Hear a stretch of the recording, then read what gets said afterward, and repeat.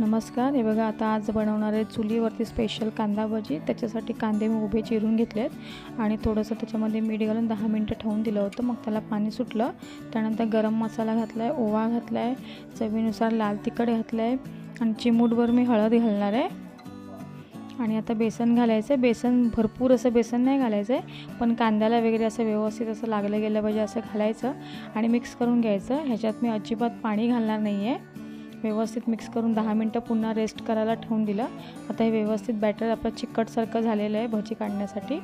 आता हे चुलीवरती कढई गरम करून घेतली. त्यामध्ये आता तेल घालते. तेल बऱ्यापैकी गरम झालेलं आहे. त्याच्यामध्ये आता हे कांदा भजी जे आहे ते सोडून घेते मी एक एक करून. बघा, अशा प्रकारे चुलीवरची कांदा भजी आहे ना, खूप छान लागते, टेस्टी लागते. म्हणून स्पेशल बेत ठरवला चुलीवर बनवायची कांदा भजी. हे बघा, दोन्ही साईडनी आता मी खरपूस भाजून घेतलेली आहे. मस्त एकदम कुरकुरीत झाली आहे. प्लेटमध्ये टाकल्यावर ना असा मस्त आवाज येत होता. बघा, रंगसुद्धा किती छान आलेला आहे.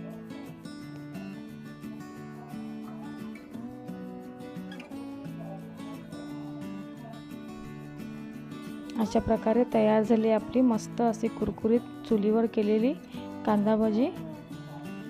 नक्की सांगा व्हिडिओ कसा वाटला.